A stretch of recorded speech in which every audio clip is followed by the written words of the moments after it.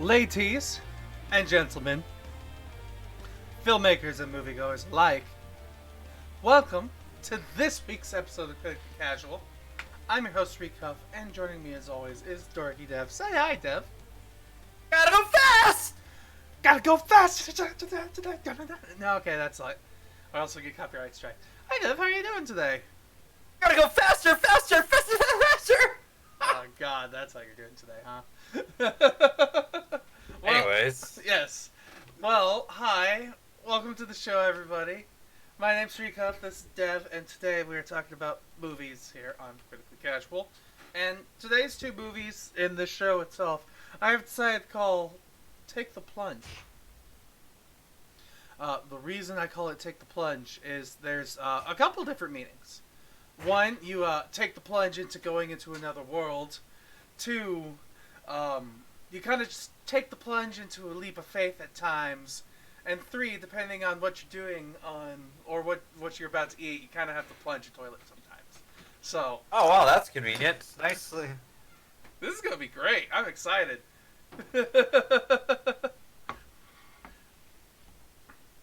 Yeah, I'm excited for this. This is gonna be great. Yeah. Mm-hmm. Does yours have jalapenos on it? Maybe. Yeah. Each their own, I guess. This was an artistic choice, and it's still delicious. I was gonna go classic, but my dad insisted on adding jalapenos. See, I'm not a huge fan of the taste of a jalapeno. Don't misconstrue that with spice, people, because I love habaneros. I personally like pickled jalapenos, like the ones that have been in jars for a while, only because I like the pickled taste that they have. Fresh jalapenos are great if they are chopped up, but then I die from spice. Like, I'm a wimp. There was a Mexican food restaurant that I ate at where I legitimately vomited after eating a jalapeno because it was the hottest jalapeno I had ever eaten. Jalapenos don't even get that hot. My dad had some of it too, and he agreed that it was really hot, but he didn't vomit from it. Like, I ate it, I started sweating immediately, and was like, oh god, is this really a jalapeno? I don't believe you. And about 5 minutes later, blur. Yeah, it was great. But yeah, so taking the plunge. We're going to take the plunge, and we're going to review Assassin's Creed. Then we're going to talk about Sonic the Hedgehog, and Gotta go fast! Yeah, and then we'll wrap everything up with news, wrap up, and what we're talking about next week. So, any questions at all or anything before we get into this? Gotta go fast! Alright. Fine. You keep saying that, but it's not gonna happen. Gotta go fast! It's not gonna happen. Gotta go fast! Alright, Assassin's Creed.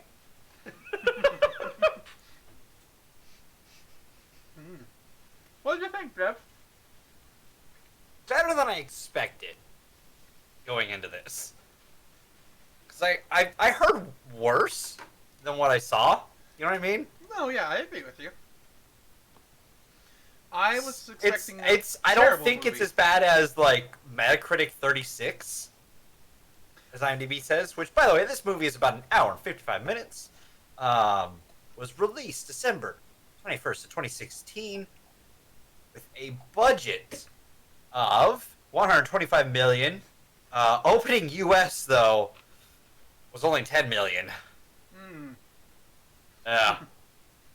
Worldwide, altogether, it made 24, like, over its theatrical life, 24 million, or 240 million. I mean, it made its money back at least. Supposedly. Probably. Maybe. No, it probably didn't. It made less than what it should. It made less than double the estimated budget.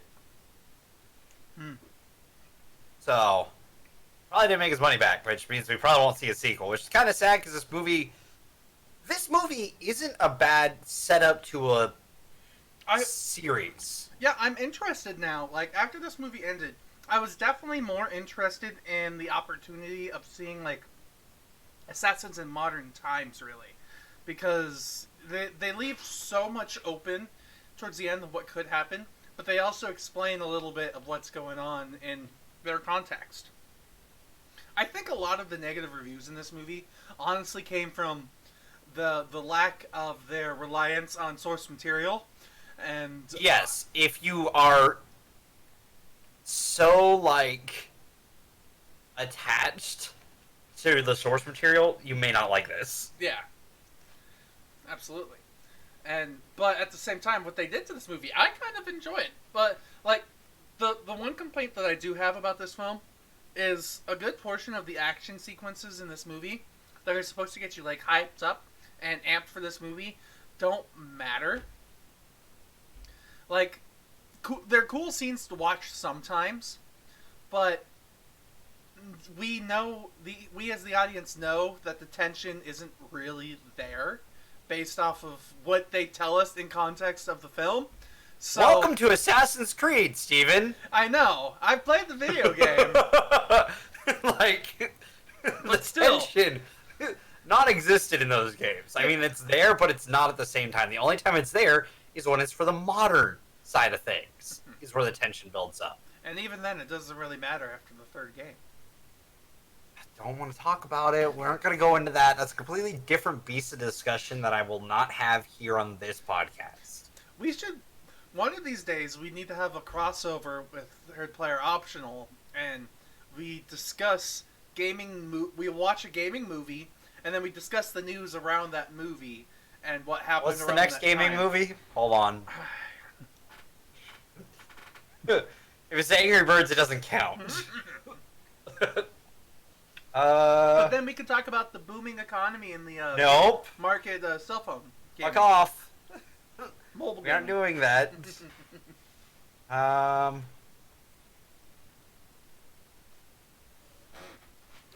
But, I made a little bit of a mess. That's fine. I'll clean it up later. But, the big thing that I liked about this movie is definitely Michael Fassbender, honestly. Oh, Fassbender does a great job, but he always, like, you throw him in a He's- movie, he does a great I was job. about to say, he's Fassbender. Like, you just put him in film, and he'd do. That's what Fassbender does. Absolutely. That's part of the inspiration, the imagery of of today. I thought it was kind of funny because today's opening image was really easy to create when I saw this poster here. I was like, huh, that looks really similar to something we kind of already do. And then you did it, but then you put the ring, and that was really good. Why, thank you. Like, I'm happy with that one. it's good. It's good. It's gonna be a fantastic thumbnail. It's color. Next, the first video game movie I see coming out is next year, Tomb Raider 2. Alright, so we'll have to come up with another reason to invite Jay on the show.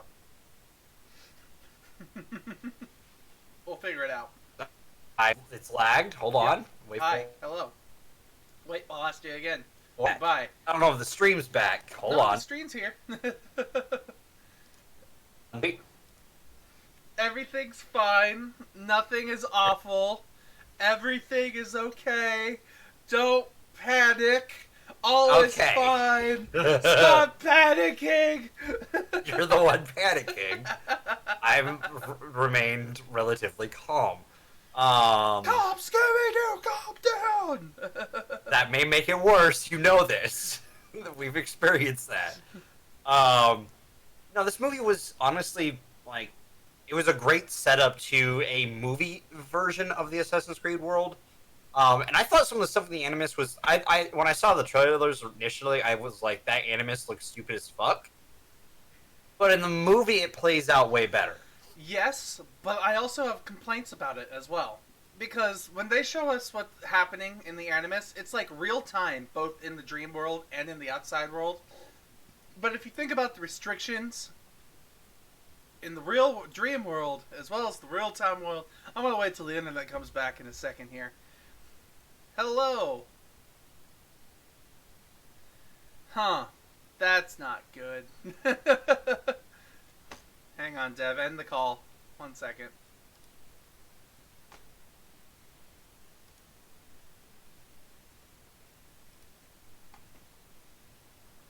Stream was fine. I don't know why Discord wasn't.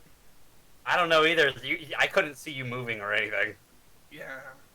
But what I was saying was the main reason I don't like the Animus is because in real you can see them moving like together in real time, but the movement area that the Animus gives in real life isn't that big. So it's like constantly you'll see him dashing from one side of the room all the way to the other in one small sequence, but in the next sequence you still see the assassin going in that one direction, and it makes me wonder, does he is he magically just kind of reset, and then he goes again, and then he's reset, and then he goes again, and then he resets? They just, when he's running long distance, they just kind of put him in the air a little bit. I just can imagine that from the outside. Like, you just see this guy who looks like he's jogging as hard as he can, and then you just see from the side, just like, as he's squeaking across the... But it did lead to one of my favorite scenes in any Assassin's Creed related thing. The scene with him and his bloodline. which I can say without spoiling the movie how like that there's something in it, and it's very unique, and it's unique to anything I've seen Assassin's Creed. Mind you, I did fall off on 3. Is where I fell off. Mm-hmm. I haven't played a lot afterwards, so I don't know if anything like this has happened in the later games. Yeah, I stopped after. I went pretty far into the Assassin's Creed, but I don't remember where I left off. Stopped played a little bit of Black Flag. Oh yeah, that's rough. I stopped before multiplayer happened.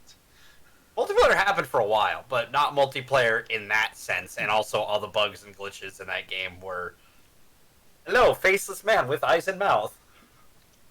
I don't know about that one. I feel like those bugs were from stolen versions of the game before it was finished. So... Maybe.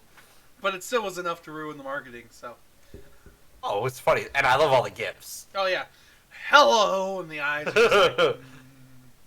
Anyways, back on track. It's a very unique scene that I haven't seen in an Assassin's Creed game. So, like, they gave us something that we have never experienced with the property. Mm-hmm. Which is something that I like when you're adapting a property. Give us something we haven't experienced yet, but also stay true enough to the source material. Which it does. Yeah. It adapts a lot to fit its version. I don't necessarily know if it exists in the same world as Assassin's Creed games. I'm gonna say no. I don't think so. I mean, I don't but you never know what time period the Assassin's Creed games take place in. Because this takes place in the year 26 or 1495 in the past, and then 2016 in the normal time. So I think the first Assassin's Creed takes place in like 2020. Yeah, no, all like the first Assassin's Creed game takes place like in like all of it happens in like the same year, right? Desmond's story. I think so. Because they're kind of on the run. Like, there's no way that story takes place across multiple years. Yeah. No. Yeah. They're not the rebellion in Star Wars. No. So, yeah, I think this could take place beforehand, actually, because the Animus would have updated. They would have modified it. To make it so no one could run away. Yeah, I mean, make less moving parts and it works better. I could kind of see that. It was pretty nifty at the same time, though. Everything that they did. Oh, it was cool as fuck. I loved it. But then, it would kind of... If what happens in this movie is actually canon, and before the games happens, then it kind of ruins what happened to the games, if you think about it. Unless there's multiple apples. Wait, aren't there multiple apples? I think there's multiple apples. I don't remember, man. Wonderful username that is. Well, I thank you. I don't know which one you're talking about. I'm assuming it's probably you, but I'm assuming it's you. But by the way, what up, monster? How's it going? No, see, I honestly think this movie is better than what it was rated. I guess is how I'll put it. Like, compared to other video game movies we've watched, I put it towards the higher end of the list. I both agree with you and both disagree because it's cooler, like it's one of the better movies, especially when it comes to the action they made. But there's no tension in the movie, to me. And at the same time, it's all just kind of gray. Everything is either gray or brown. It's all muted and dialed down. So it's not really like... I guess it's supposed to be part of the oppressive tone, but it doesn't really lend well to the movie to me. That's fair. I guess it's just kind of... I guess my grading is on a scale. Okay. Or on a curve. Because... there's a lot of video game movies that are just absolute trash. And this isn't one of them. No, yeah, this is not trash by any means. But Which, again, me and Steven talked about it, like, we'll talk about it more when we get through Sonic, but, like, our video game list is kind of unique out of the ones we've watched so far. And this one definitely, like, fits in there, because it's definitely not, like...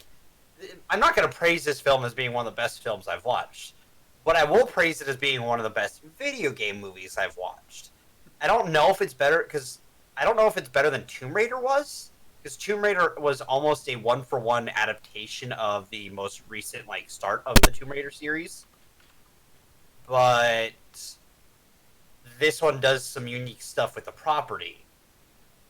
So I don't know which one I hold higher, I guess. Like an adaptation that stays very true to it and does a really good job of telling that story, but it's still kind of, I've already seen it before, versus this one, which is enjoyable overall, does some new stuff with the source material, but still, it's definitely, both these two films are both setting the groundwork for their next movie, is, I think, the problem with both of them. Okay. So that's why I would compare them to each other, because they're both setting up for another one, but I don't think this one's gonna get another one after we went over the box office numbers, unfortunately. I mean, I kind of feel bad for Fassbender because a lot of the movies he's been, like the franchisable movies he's been in that we've seen, kind of have been going downhill. So No, we don't want to talk about the X-Men, all right? Okay, fine. Because even when he didn't give a shit, he still was the best part of the film. It's true, I guess. And I don't know. It's just kind of rough. Like, because I see the cool concepts and I see the plot threads they would follow going forward. I'd be interested on their adaptation of the I can't remember what they're called, but the ancestral beings, like the precursors. Oh yeah, I know what you're talking about, but I don't remember what they're called. But I would be interested to see their adaptation of them and their take on those. And see what happens and see where it goes. Because, I mean, I'm leaning towards Prometheus. I think Prometheans were Mass Effect. That's where you're getting that. True. Or I'm thinking about the Alien movie prequel. Yeah. One of those two. But it's a precursor style name. And so I'd be interested to see where they go if they follow like the plot thread. If Fassbender's character Cal would be our Desmond, and in a 3-movie arc he would do what happened, and they would get, because this came out in 2016. Like if they could have done the 2020 stuff. They could have released the end of the world. No, or was it 2015 that the end of the world was supposed to be? What was the Mayan calendar supposed to be? Was it 2012? When did hold on? I can figure it out by calendar. Or was it when does Assassin's Creed 3 take place? It's 3012 when the Martian calendar ends. Can you name that reference? I don't want to talk to you. Boo.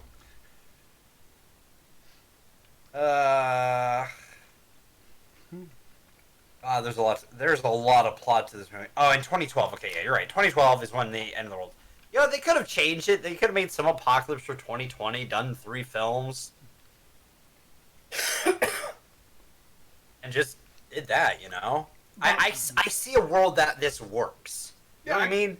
This is actually a franchisable movie that could have worked out, but because of some reason, not many people saw it. And I don't remember this time. I don't remember 2016 when Assassin's Creed was aired or marketed, so that's probably why. But that would have been right before we would have started making this show. I think it was a little bit more than that. We started the show in 2017. Mm-hmm. Right? Mm-hmm. 2016 was my junior year of college. 2017 is when I was graduated. Or did we start in 2018? I think we started 2018. Are you getting your timeline off? Are we getting our timeline off? I think I'm getting my timeline off.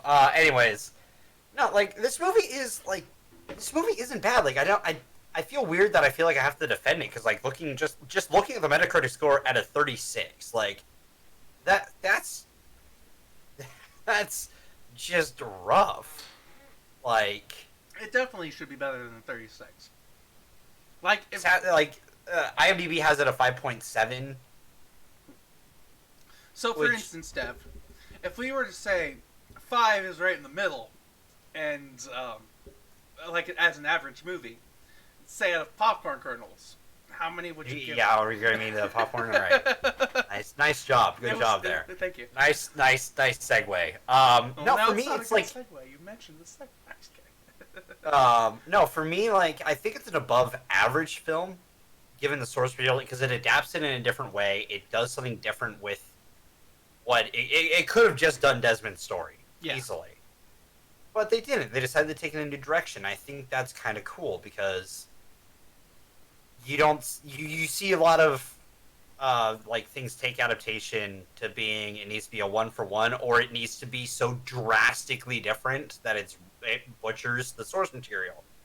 This finds a middle ground. Mm-hmm. Takes stuff from the source material, change it to be in a movie form, puts it together, and voila, we have this movie, which is honestly, for me, it's not getting a fantastic score. It's getting like a 6.5. Okay. It's above an average film. If like for us, our average every movie we go to, the average would be a 5.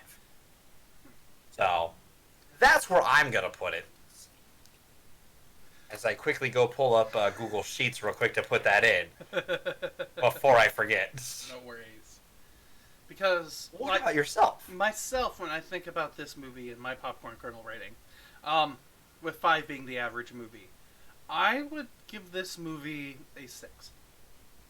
Because it's definitely, like, the worst thing it has for it is the fact that this story itself isn't worrisome until the very end.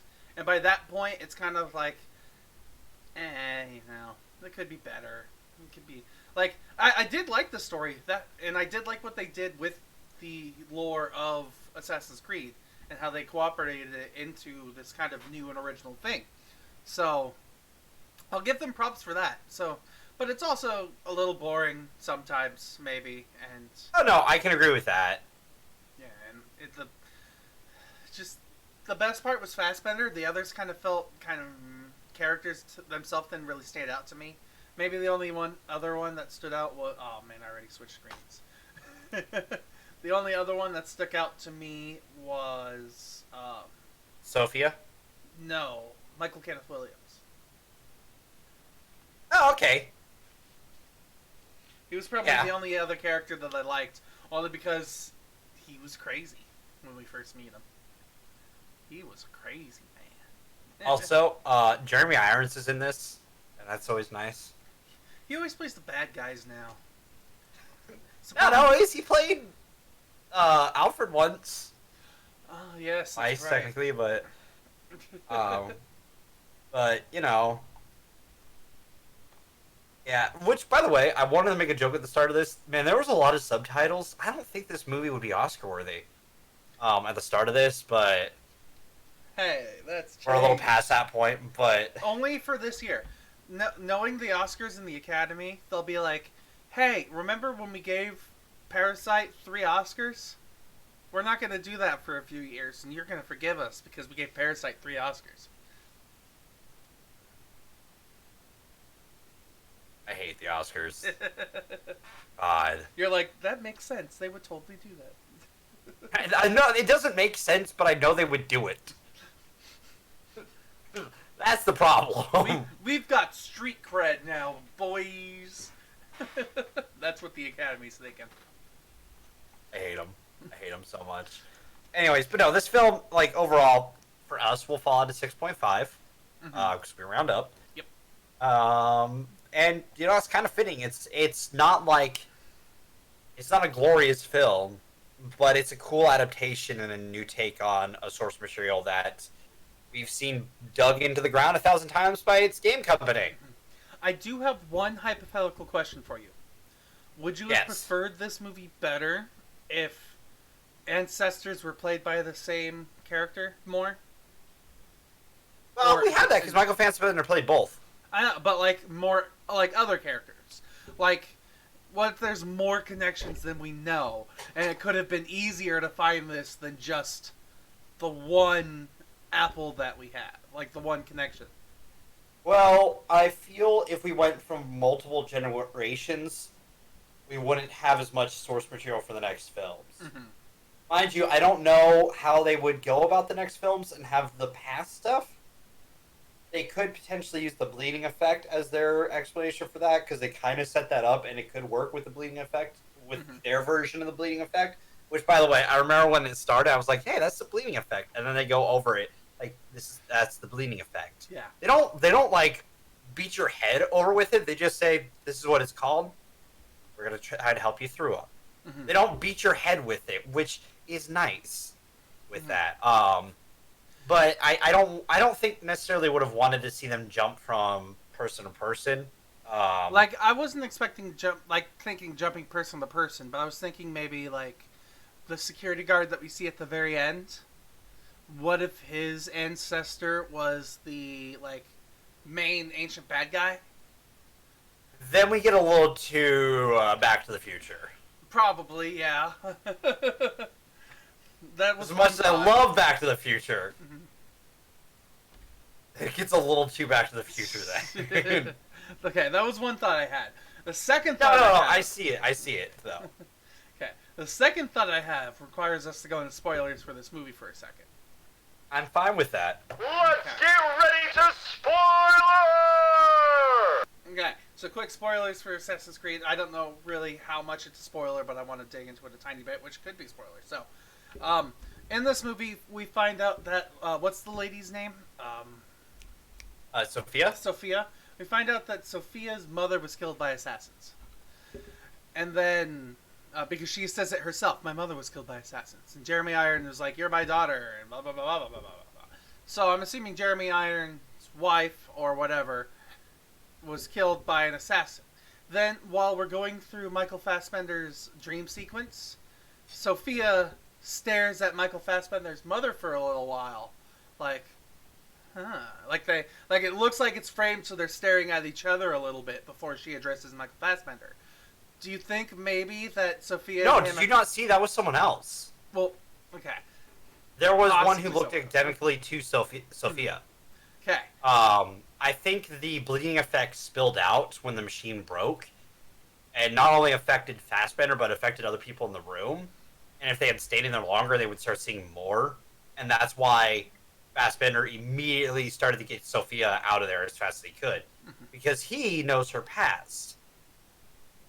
Which potentially is that she comes from an assassin lineage. Not a Templar lineage.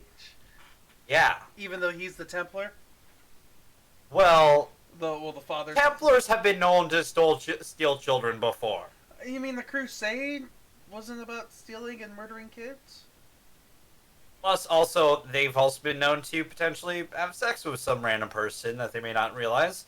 Or there's probably a story about an assassin and a Templar falling in love and having a child. At some point, maybe. More than likely in the long-running series of Assassin's Creed. There's probably that story out there already somewhere. I'm not going to fact-check it, but it fits the canon of the universe. So, that's my headcanon on it, is that Sophia has assassin blood in her, and that was one of her ancestors. Like, I had that it was either a feeling that there was her ancestor, or it was just their siblings in some way, or relatives in some way, which would make her an assassin. It could be that too. Anyways. Yes, so. There could also be that. Also, assassins have been known to betray the assassin guild to join the Templars before, i.e. the first fucking game. That's what happens. That also happens in the one in Native American. No, he's not a he's not an assassin. Well, he is. That's even more complicated because that's the baby stealing thing. Well, like, not the father was an assassin at one point and then became a Templar. No, he was never an assassin. He was trained as a Templar. Pretty sure but his father was an assassin. And then his son becomes Connor. It's complicated, man. This is why this shit is complicated. Alright, let's move on to the next movie then. Yeah? Yes. Yeah? Okay. Yeah. Okay. So, we got here fast. I've already ate my dinner because I was hungry. I can't have a chili dog to Sonic. God damn. But yeah, Sonic the Hedgehog time. Any initial thoughts, or should I go first?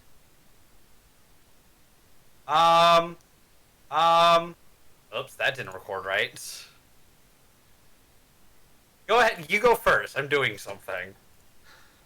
You worry me. I know. He's gonna mute himself and then start talking in the background to himself, and then have a sound effect out of nowhere. Then it probably I would never. All right, so I'm gonna start talking and say some infuriating things, so just constantly, ow, can't mute. I got the wheel sound. Turn the wheel sound down a tiny bit. I don't know. Just an itty bitty bit. See, I can't make that promise because I don't know if I cannot. So it is what it is. It is what it is. All right. Well, that's sad. Either way, Sonic the Hedgehog. I enjoyed it to a degree. Like, as the same way I would say that I enjoy any movie when I'm able to shut off my brain. I enjoyed it. So there are portions of this movie when I couldn't shut off my brain. I'll be honest. Yeah, that's you with any film. Let's be real. Yes, absolutely. So, watching this film, things that I thought were stupid was the one joke that's in the trailer, where he runs to the coast and then runs back. That just so ends all of the tension in this film to me. For one there. And then other parts of this movie, God, I want to get into a lot of things, but my mind is going so fast in the different spots, I can't stop. Go fast! Exactly. I can't pinpoint on one specific thing. Let's just start with the thing I did like. I love Jim Carrey. He was by far... My God! Yes, he was by far my favorite part of this movie. In the whole thing, he was the best. He was hilarious. I loved it. I would want to see another Doctor... I would love to just see Dr. Robotnik movie by itself if it was Jim Carrey. Because that was hilarious. I'm going to counter that. I couldn't do it. I mean, it would be another Mask movie, basically, the way he portrays it. But he was the most enjoyable part of this movie to me. I will say Ben Schwartz was fantastic as Sonic, though. Like, he brought that, something to describe this Sonic is that he's not... Sonic is usually a cocky motherfucker in every adaptation. Mm-hmm. This Sonic probably hasn't quite gotten that footing yet, because it's an origin story. It's a little bit different. He's been isolated from anyone for about 10 years, so he's not gonna be that super uber confident Sonic. Somehow this is like a prequel to the video games. Which I'm cool with. And because it's a good setup for the next film, with the pre-credit roll, and then the mid-credit roll, because there's a pre and a mid-credit roll. And they both set up the sequel gloriously. In the way that I know they're happening, and I want more. Yeah. That's exactly how it happened. The pre one, I'm like, yes. Please, more. And the mid-credit one happens, I'm like, who else? But yes, more. Mm-hmm. Because they set everything up really well. In this film, Ben Schwartz plays a really good Sonic, in my opinion. He has, through the film, he starts to get his footing, starts to get his confidence, and you start to see Sonic as Sonic. And Jim Carrey bounces off that so perfectly with his chaotic, evil... genius. Mm-hmm. He does. Now, the question is, what was your opinion of James Marsden as Tom Wachowski? As just being that side character with a small plot line through the film, I think he was just fine. I don't think he was just a small side character. I feel like he was supposed to be a second main character to our other main character, Sonic, and he was dull in his one small plot line, and That's why I say he's not the main character. Yeah. Sonic is the main character. Thankfully. The character Tom is just kind of there to be the guide. He's our reason to be experiencing this movie. He's our vehicle as the passenger. But the problem that I don't like about it is I don't feel like James Marsden really communicates with the non-existent Hedgehog. My apologies. Like, I think he does fine. I like the interactions between them. I think he does fine. But in comparison to, like, Jim Carrey, I feel like Jim Carrey's actually talking to Sonic. I feel like James Marsden is staring at a ball on a stick. And okay, your first problem is you're comparing the chaotic madness that is Jim Carrey. Mm-hmm. Have you seen him in other films? Yes, I have. Have you seen the behind the scenes of him in other films? Yes, I have. You're comparing that to James Marsden. Mm-hmm. Goddamn Cyclops. He has more screen time than Jim Carrey does. Okay. He should be able. He's not supposed to be like. Okay. He's not supposed to be cartoonish. No, I don't want him to be cartoonish. I want to feel like he has a better connection, better than me talking to one of my clones. You know, like. That's not how I feel when I'm talking to. I don't. Okay, listen. I don't blame him for because let's be real. Probably the original cut of this film, he saw what Sonic was supposed to look like. Dude, I looked back earlier today at a comparison to what Sonic was supposed to look like and what we got, and I was like, this movie wouldn't have worked. Can we talk about that? Oh my God. This movie would have fallen apart because this movie relies on Sonic being kind of cute. Yeah. God. No, I have absolutely no possibility of knowing how that would have worked out. It was horrifying to see again. Like, the first time I saw it, I was like, yeah, it's fine. But then I saw what we got to what we had. It was like, and then you see the movie. This movie isn't a bad film. It's a very simple film. Very simple film. But it's a kid's film, and that's fine. Like, that's how I'm going to put it. Like, it's a very simple kid's film, and it does its job. Good job. And it introduces Sonic to a new generation, and it's fine. Mm-hmm. It's fine. It's whatever. Like, I'm not going to hold it up as being the best film I've seen, but it's up there for probably the second best video game movie we've seen on this show. Mm-hmm. Maybe. I'm still thinking that through a little. Personally, it's the second best video game movie we've seen on the show. Just by Detective Pikachu. Because for me, the ranking order would be this, or it would be Detective Pikachu, this, Tomb Raider or Assassin's Creed in third and fourth, Rampage, Angry Birds 2. Angry Birds. That's the list. So it's a serviceable film, which makes it a great kids film. Which plot line did you enjoy better? Tom Wachowski's plot line, or the Three Chicks plot line in Angry Birds 2? That's not even fair. Because there was one thing I enjoyed in that film, and you know it. And it was that part. It was their story. That's why which makes that part of the movie probably way better than it actually is in my mentality. I knew you were going to bring it up when I brought it up, too. Do we need to rewatch that movie so we can... Oh! Because also, if we're going to compare side plots, we need to compare main plots, and this one's leaps and bounds above Angry Birds 2. I guess, yes. Yes, in a way, yes. I would in enjoyment. Okay, yes. Also, there's a lot more fart and jokes in the other one. This one has one. And it's because he had chili dogs, alright? And they did it, and I'm like, you know what? You did it once. You had a reason. I can't even be that mad about it. Like, you could have been gratuitous about it, but you didn't. No, alright. I'll take it. I'll take it over what we could have gotten. So, again, also, Tika was really great. Tika Sumpter.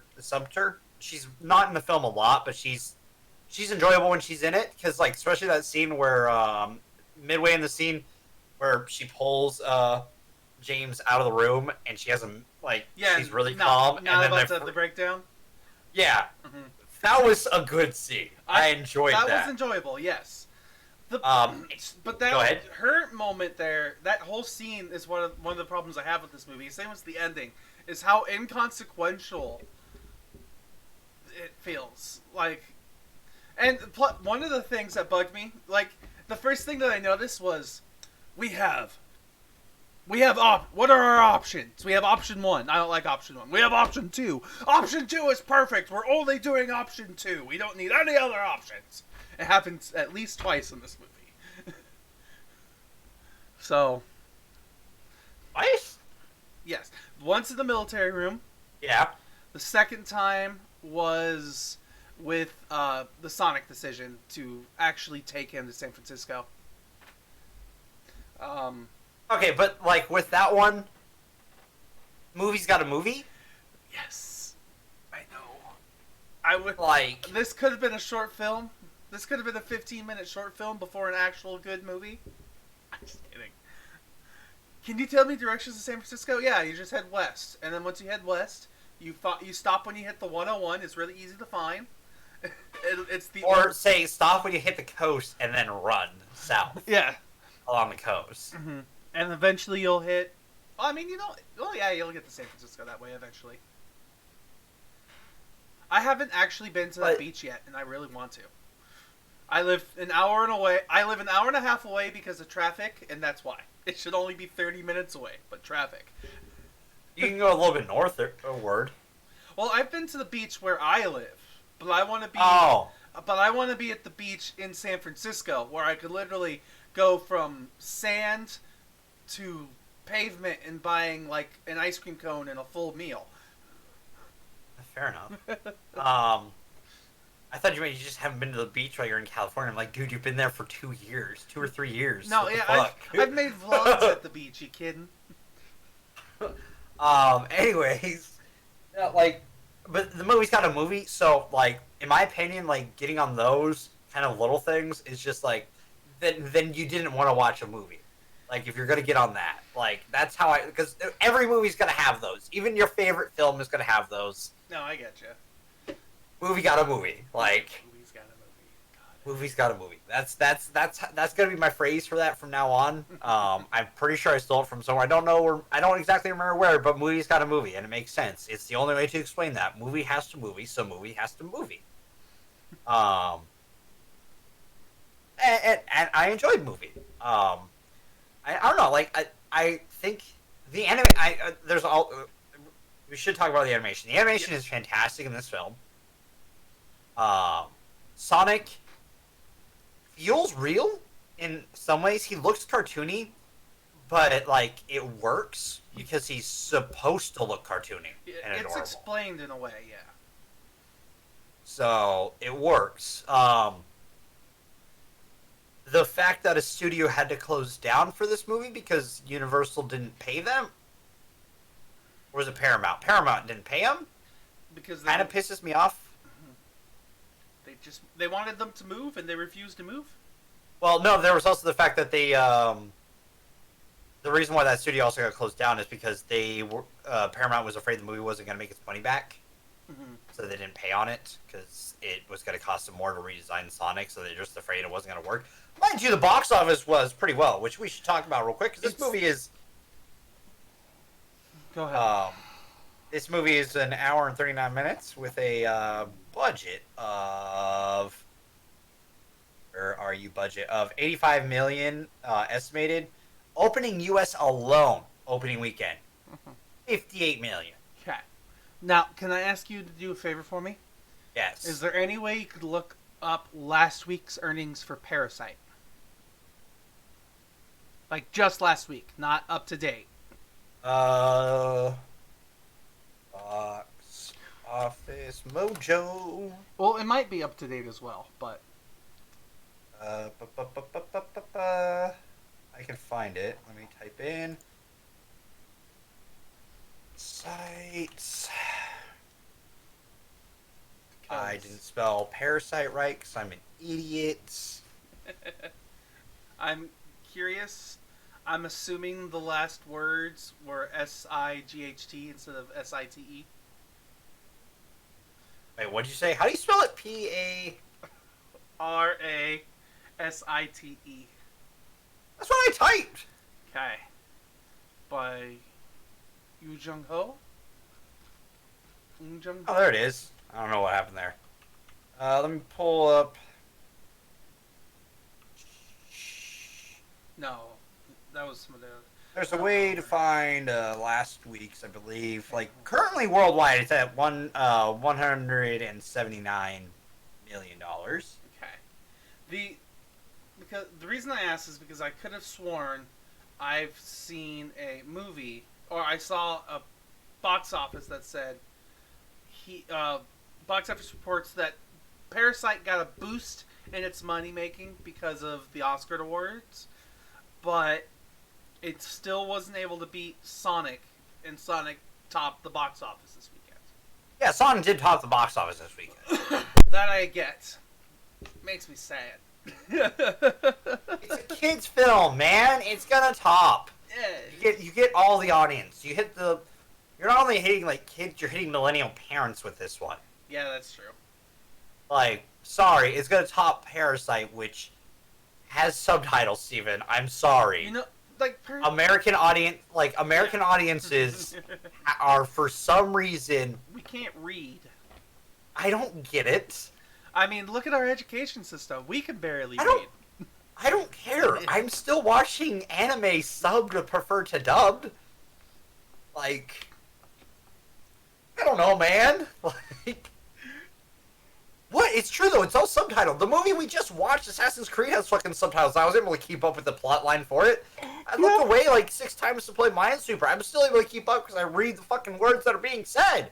No, I'm Like, sorry. It's not that hard. No, I'm sorry. It's just how I love your name sounds so relevant right now. It's just I could read subtitles. I read anime all the time. What? But it's true. I know it is If I'm true, watching- but it's just really funny to me. I'm sorry. Fuck off. Because also it is good for your brain to read, so shows that make you read are actually good for you. Fun fact. No, it's okay. I'm not I'm not bashing that you watch or read anime because I watch and read manga and anime all the time. It's I was just gonna get on you eventually for it, but you Yeah. corrected yourself with the manga. Good job. Yeah, and just in context of the conversation, it just sounded really funny to me. I'm sorry. Oh, that's fair. No, 100%, I agree. But at the same time, it bothers me because it's just like that's a different discussion. I haven't gotten to go see Parasite yet, just because we go to the movies every fucking weekend. I mean, this one's not on the radar yet for us. It'll probably be on the radar when it's on I think Netflix. wherever it ends up. It's Yeah. probably when it's on our radar because like we tend to go to movies when they're first released. Yeah, we need to find a reason to watch this again, other than just hey, it got an award. Yeah, especially given I'm not a huge fan of that award show. So, Sad. But should we get back to Sonic? yeah. Gotta go. Sonic fast. made a lot of money this weekend. Worldwide gross thus far is already $113 million. It's gonna make its money back. Absolutely. I don't know why they were scared of not making their money back, and that's why they were like, well, we're not gonna pay the studio. You guys can move, and then we can pay you. But Yeah, move to thanks for the redesign for the character that we probably told you to design this way, because we thought it would work. But we're not going to pay you for it. Oh, you guys shut down? Oops. I'm sorry. I'm a little bitter about that. Like, because it's a shitty situation. They the company redesigned Sonic probably because, let's be real, audience reaction to it affected It's that. justifiable though. Especially given the movie we just saw with it. There's no way this movie worked without the redesign. My question, though, is, was there any moment when Sonic's animation or CG bothered you? Because there was... No, because he's supposed... You want to know how I looked at it? It's supposed to be Roger Rabbit-esque. Yes. So, I my suspension of disbelief is further away with it. So the CGI never bothered me, I guess. I get you. I had a problem anytime we got a direct profile of Sonic, which only happened twice. And the only reason it did that to me is because for some reason, it looks like there were flash moments of the original character when we got a side profile of him directly. Because like it looked honestly to me like his mouth lifted up and his nose pressed out a little bit more forward, and it was only for like a couple seconds, if maybe a couple frames, if not a couple seconds. But like I noticed it, at least I thought I noticed it twice. That's fair. So I never noticed it, so... I mean, I see and don't see things all the time, so... It's true. Like, I'm gonna... When you say something like this, I have to take it with a grain of salt. Exactly. You missed really obvious things and then called out things that just didn't exist, and I'm like, dude, what? What movie are you watching? I don't know anymore. Like... Did we watch the same thing? Maybe. Yeah, but I don't know. No, this film, like, I'm looking forward to also, like we said, there is a mid-credit scene which really sets up the next film in the best way possible, honestly. We'll talk about it with the spoiler section, but, like, as soon as that scene happened, I was kind of giddy. Like, I was like, yes, have the balls to do it, because with the redesign, you did well to earn that. I'm curious how that scene would have played out with the other versions of Sonic. Like, would that mid-credit scene been different? And if so, what? That is a good question. Like, that is genuinely a good question. What would we have seen? Because I don't know how it would have worked. It would have been horrifying.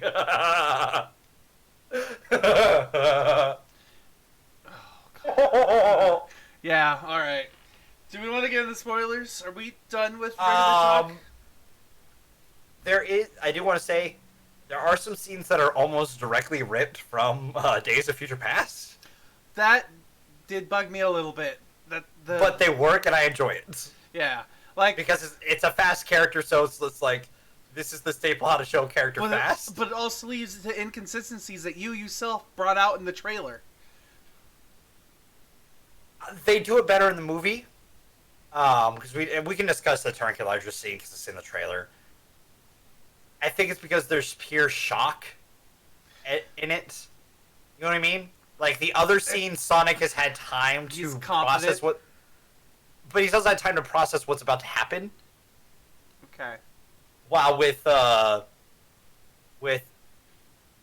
Lord scene, he never expected Donut Lord to shoot him with a tranq dart.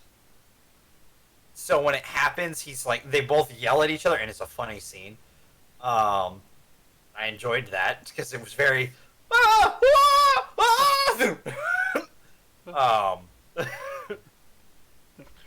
and so it worked, in my opinion, because they never expected it. Also, like, there's other stuff going on in the scene you don't even realize is supposed to be happening in that scene, and you're like, oh shit, what?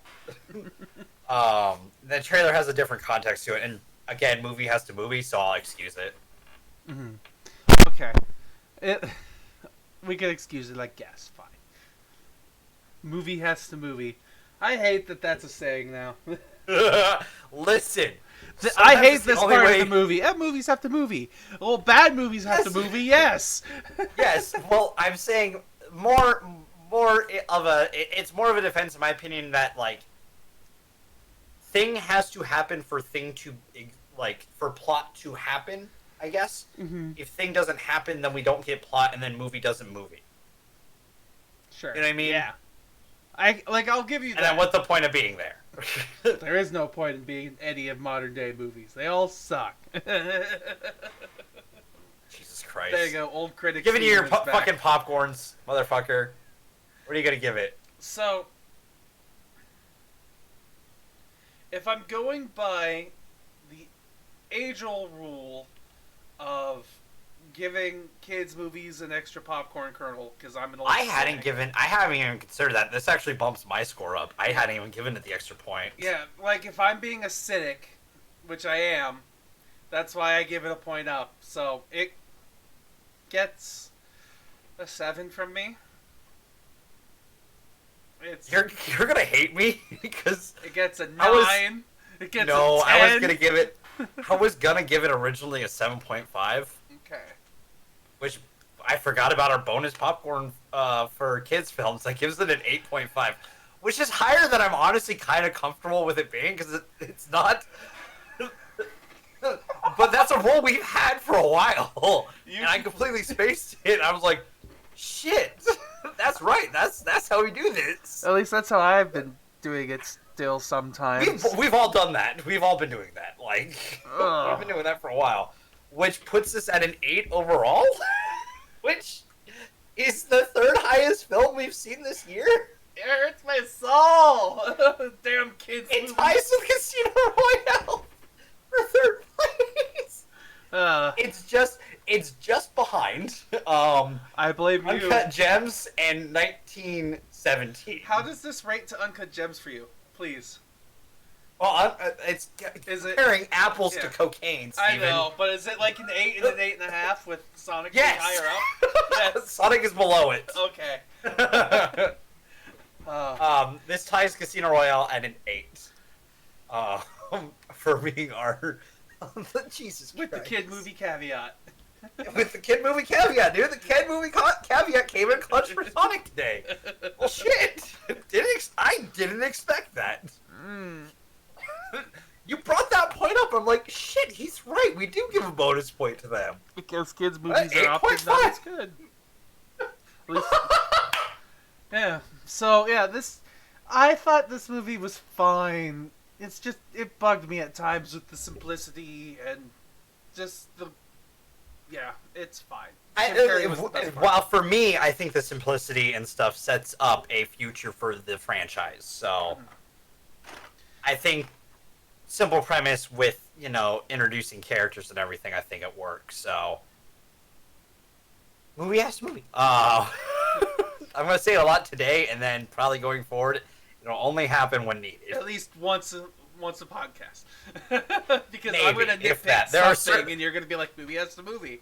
I'm like, fuck you. I mean, because occasionally I'm right on that. I'm not going to point out every nitpick, because occasionally your nitpicks are valid in some way. I just don't like it. But if it pertains to the movie having to have a plot and do what the movie is going to do, then I'll point it out. But why? Then I'll argue the point. Why can't we just make the plot a little more complex so we don't have to have a movie's because it's a kid's film. Yes, and that's why it gets the point bump. Yes. So spoilers now, time, right? Yes. Let's get ready to spoil!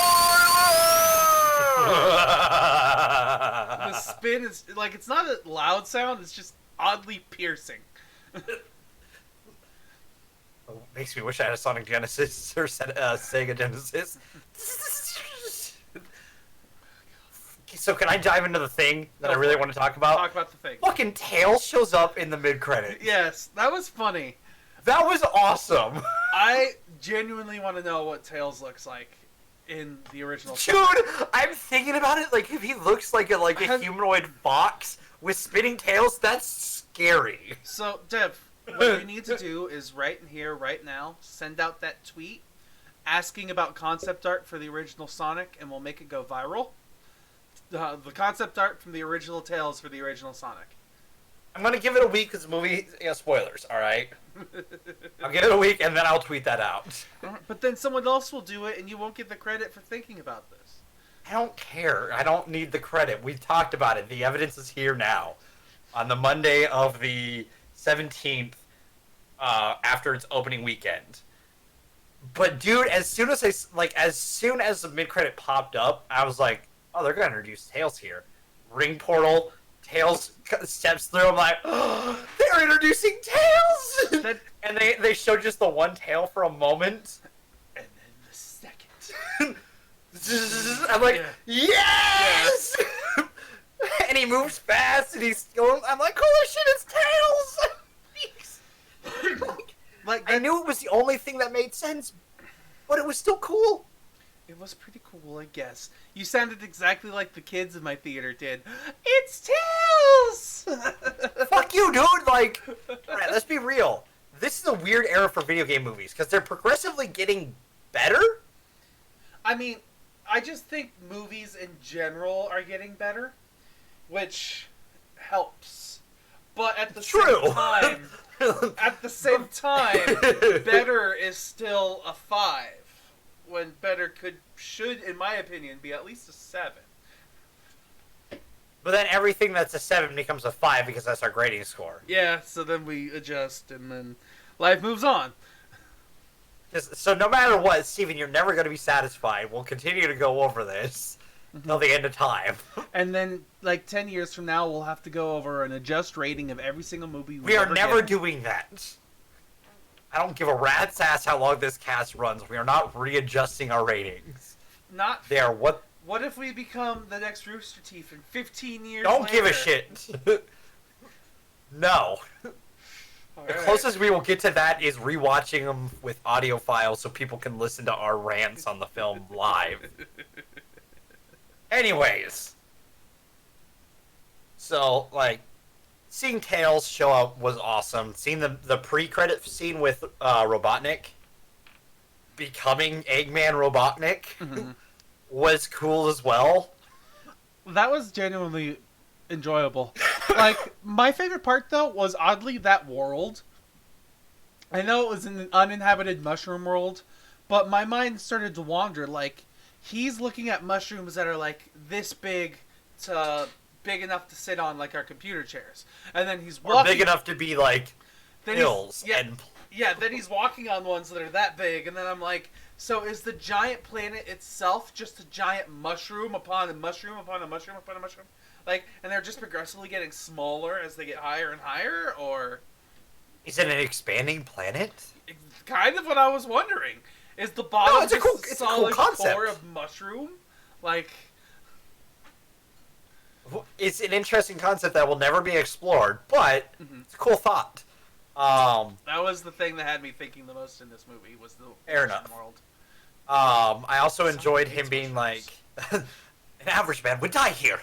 I'll be home by Christmas. I'll be home by Christmas. He's got a year to get home, and then we'll have a trailer drop. You know how awesome it'll be if on Christmas we get a trailer with Jim Carrey with that version of Robotnik saying, I'm back, and it's a teaser for the trailer?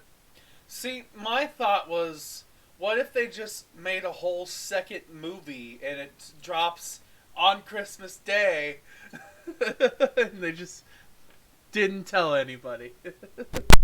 That's not how you make money, and that's how you pull a Cloverfield paradox. Yeah. Which just uploads to Netflix right away. It's totally fine. Which is an arguable film in our history. Fucking hand. That's all I can think of is that fucking hand. I think part of me loves that film just how much it pisses you off. It's cousin it. No, cousin it's not the hand, is it? Yeah, cousin. No, cousin it's the hair. I don't remember what the hand's name is. Neither do I. Unimportant. Supersonic showed up in this movie in a way I didn't expect. Was that really Supersonic? Not sure. But if it is, cool redesign for a movie version, because turning him gold would have been kind of lame. A little, yes. I definitely thought he was Thor Sonic. That's for sure. That's fair. Thor Sonic. We'll call it that for right now until we get a canonical name.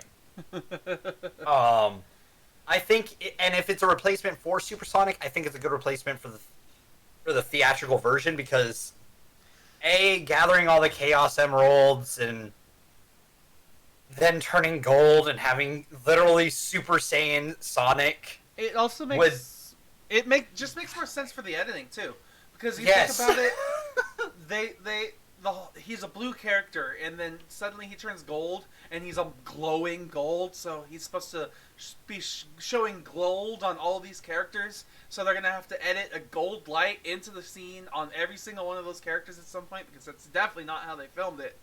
So that wouldn't work out. They would have to reshoot the film in that point, and then what's the point? Because then we just have a giant gold character in the middle of a dark fight in the background. So he'll be the only thing standing out, really.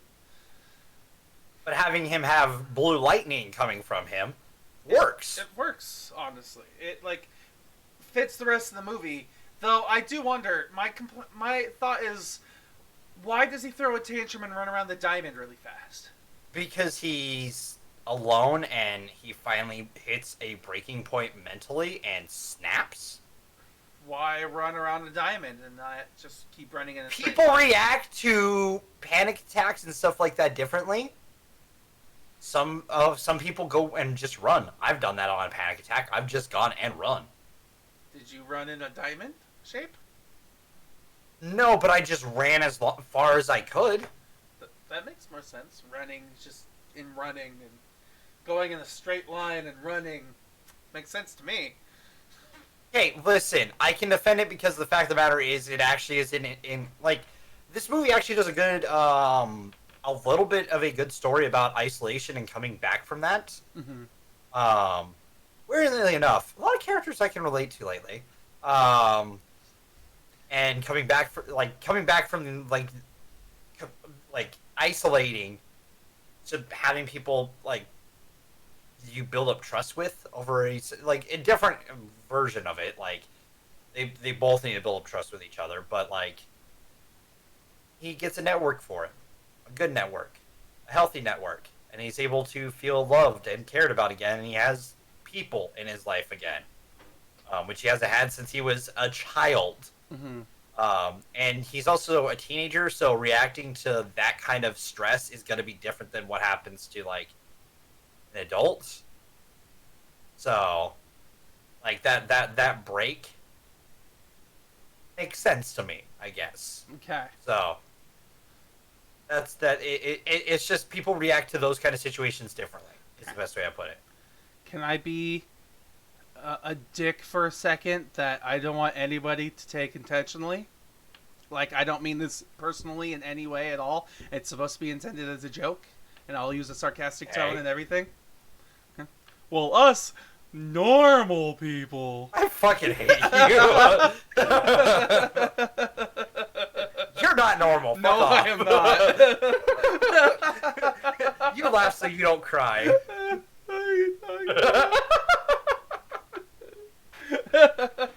All right. Anyways, no, I think like for like someone who hasn't necessarily dealt with it with like it's a very similar situation, I can see why it might be weird. Mm-hmm. But for someone who's done that, I'm like, that makes sense. Like you completely break, and your first impulse is what you do. For Sonic, it's run. So he ran it around the diamond because that's what he just did. So he just ran and ran and ran and ran and ran and ran and ran and ran and ran and ran and ran and ran. Yeah, and then created the electromagnetic pulse, but it wasn't an electromagnetic pulse. All right, there, relax. Thanks. There's not really much else to really spoil from the film because there's a lot of punchlines from Dr. Robotnik that like they. Do you agree with the point I've heard other people talk about is that the trailer, the first scene where he calls Dun Dun Dugan basic, which by the way, there's our Marvel connection for the day. The guy, the Major, played Dun Dun Dugan in Captain America: The First Avenger. There's our Marvel connection for the day. Sorry, it was just... I getcha. I work them in naturally now instead of forcing them. I appreciate that much better. Unless I have to force them, in which case they'll happen regardless. But, anyways, but the scene where he calls him basic, is kind of the weakest that his character is in the film, and from there, it just keeps getting better. Yeah. And even that scene, it's a little grating after a certain point, but it's still kind of funny. Even though I've seen it 1,000 times. Like him just trailers raiding into him, yeah. Yeah. And then from there, Jim Carrey just goes insane. And I've really liked Jim Carrey and James Marsden's back and forths. That was actually the fun. When Jim Carrey was interacting with James Marsden, that was funny. That was great. Jim Carrey was definitely a vendetta person that I loved, and they had similar cockiness against each other. I love how like calmingly disarming James is in those situations. We should really get that checked out or something like that. Like he's always got like this snarky, disarming like come back to him, but he also decked the shit out of him. Yes, and it was just like. If you're gonna be the bully eating food out of a straw.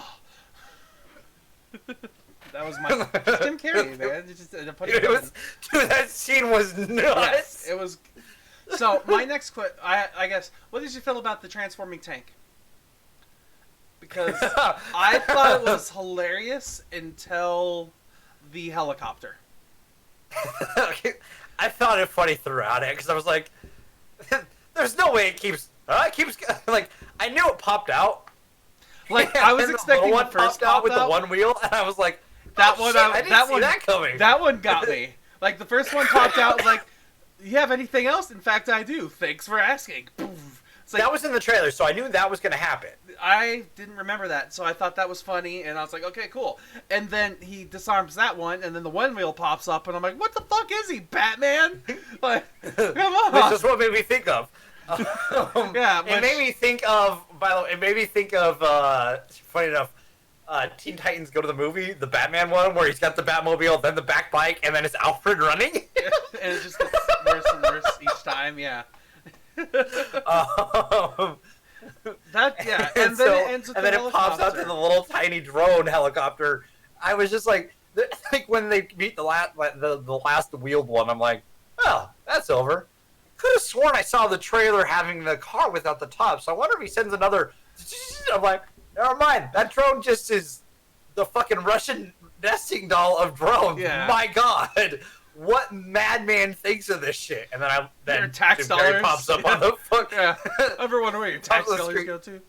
I'm like, never mind. Makes sense. So, or the flight. I liked when it was all of them on the roof, and even Tika gets in on the roasting of Eggman. What are you wearing? It's a flight suit. Oh yeah. Like this movie has definitely some good funny moments for sure. It's just at the same time it's just a little basic on the story mode, and that's what gets that's me. good. And I'm not gonna argue with that from you because that is the part that I knew you would criticize, and it's a fair criticism. Thank you for it's agreeing in some way. My counterpoint to it only is that it doesn't need to be revolutionary. It's a kids film and it's Sonic. And it's a video game movie. It just needs to be better than what has come before for video game movies. And for me, it does that. It did better than some other video game movies, I'll give it that too, yes. Better than some of the ones we've watched already. I just said that it did better than other video game movies, yes. Yes, but you could also not be including the ones we've seen on the list. Maybe. I don't know, I'm thinking about it still. We don't Fair actually enough. have to make this list, so I'm not gonna... No, we don't. This is just a superficial list entirely. Not like our other lists that are just... Jesus. Which... we still have 2 more lists happening. This year. Yeah, he's Daniel Craig. And then... Vroom vroom, motherfucker. Alright, so... Is there anything else we want to spoil in this? No, there's really not much else to go over. Okay. This movie's fun. If you, how I'll put it is, if you're gonna go see it, either be a Sonic fan or have kids. If you're nowhere in between, you're not gonna enjoy this film. Yeah, there's some fun little moments in there, absolutely. Like, I should have asked about this earlier, but it doesn't really matter. What did you think about the rings? I think it's a creative choice for it. Like, it makes them have more plot relevance than they just keep Sonic alive. Yeah. I mean, and it led to some cool... I mean, in a way, metaphorically, it does keep Sonic alive, so... Yes, but also leads to some really cool scenes. I'll say that, too. Like, being able to throw up a portal and run through it, and then you're in a different location. Leads to some cool, like... scenic scenes, like when they went to the Great Wall, when they went to Paris, this and that, like they're bouncing around from place to place. Yeah. I think leads to some kind of really cool like visual scenes. Like, oh yeah, they're in Egypt now. That's cool. So The Great Wall, time to really let off some steam. And nothing changes really. Oh, did you like this the one scene where he yelled, "I gotta go fast, gotta go fast"? Yeah. When he's knocked out cold, smelling smells, gotta go fast. Yeah. I thought that was kind of funny. That caught my attention for sure. I just kind of wish they had the theme song in there, but they did. So They did for a moment. Gotta It's go here and there. Like there's little things. So, but I mean, I also will say they didn't actually use Gangster's Paradise in the movie. Thank God. Which, for those who don't know, I sent this snap to a bunch of friends, and I have the video still, and I'll post it on Facebook or Twitter. Of me going to the theater for this movie. Yeah, I heard that. Gotta go fast! Gotta go fast! Ends of it. Oh. If you watch the video, there's a moment where I look over the camera and go to turn it off, and you can see my face go, "Oh, what the fuck did I just do?" It's not cut from it. It's there. It exists. The moment of regret. It was very much the moment of... I'll send it anyways. Well, at the same time, I will admit, like, that was before when I thought this movie was going to be garbage. This movie wasn't even close to garbage, so, like... And again, I think this movie... My thought of it being garbage probably came to the first trailer. Yeah. And that first trailer was garbage, so... And this movie, if it kept that design, would have just fallen apart, so... Crazy. That's it. That's all right. I've got. All Let's move on. Now it's news time. We're talking about news things. I'm just going to go on the order that I found things, saw them. So, starting off, the very first thing that I would like to talk about is we are going to have a special appearance from Mark Hamill as Skeletor in the All-Star Masters of the Universe Revelations cast, which is going to be a Netflix original animation series. Alright, I'm cool with that. I'll watch it. I mean, yeah, it's Mark Hamill being Skeletor. Who wouldn't watch that? And Kevin Conroy's in it. I'm in. And Sarah Michelle Gellar. Yo. Whoa, this cast. Like, Yeah, just for reading that. Alright, I'm in. Yeah, Let's this go. Mark Hamill, Lena Headey, Chris Wood. There's a lot of good stuff in here. Alright, yeah, no, I'm in. Let's go. Like, It's yeah. Interesting indeed, yes. Yeah, so, I could see this being a good little fun movie. Who's He-Man? It is Chris Wood from the Vampire Diaries and Supergirl. I have the power! Chris Wood. Let me pull him up real Yeah, quick. He was in Supergirl, Yeah, say? I'm gonna look him up too, just so I know. Chris. Ah, yes, that's who I thought it was. He's Mon-El. Yeah, okay. So he's gonna be our He-Man. Do you I'm think... cool with it. Dude, he's played Mon-El from Supergirl, who is he's not Kryptonian, he's Dakin, or Daxamite. Okay. But they get similar boosts from the sun, but their kryptonite is lead. At least Interesting. in the show. But he's got a really cool arc in the show, and he's really enjoyable, and I think he's a good actor. So yeah, let's do it. Let's go. So, will he be skinny He-Man or ripped He-Man? I could see him being both, since it says Prince Adam and He-Man. Yeah. So, do you think... I personally, he has a soft enough voice that he could play Adam, but a strong enough voice that he could play He-Man. But does he have the physique to be able to play both? Is it going to be live action? He's got Kevin Conroy. I don't think this is live That's a action. good Kevin point. Conroy voiced Batman. It's going to be voice, so... Yeah, it's a cartoon. It's an anime. Darn. Alright, so, next bit of news. Did you ever want to have a princess wedding? No? Well, now you can. because Disney I is... saw this. Yeah. Jesus Christ, Disney, you don't own enough shit. Yeah. Jesus. They wanted to team up with a wedding boutique, and they've made wedding dresses fit for princesses. So these are like the concept designs that they had when Ariel and other princesses whose names I don't really care about. And they only show the 3 here, but there's almost guaranteed to be 16 styles. And they've only really shown 7 off right now. But still. There's going to be 16 different dresses. And they range in prices from anywhere of $1,200 or €919, and up to $2,500 or €1,916.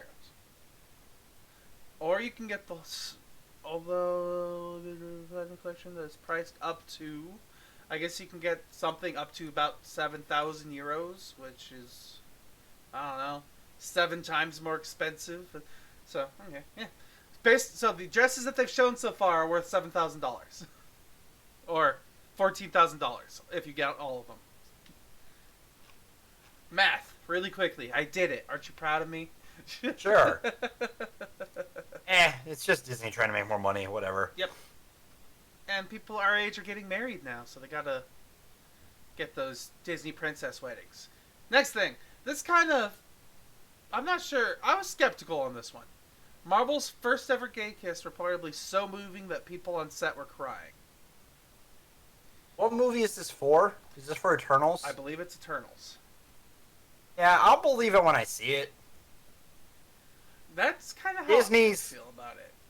Disney backed out so fast on their inclusive kiss in Rise of Skywalker, or their inclusive bullshit. Yeah, and I'm saying inclusive bullshit because it's not inclusive bullshit. That's why it's bullshit, all right?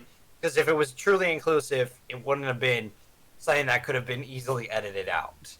A lot of friends who are LGBTQ and people that follow LGBTQ pointed out that, like, you know, you're not really being an ally if you could just easily edit it out for other markets that maybe don't enjoy that or don't accept that.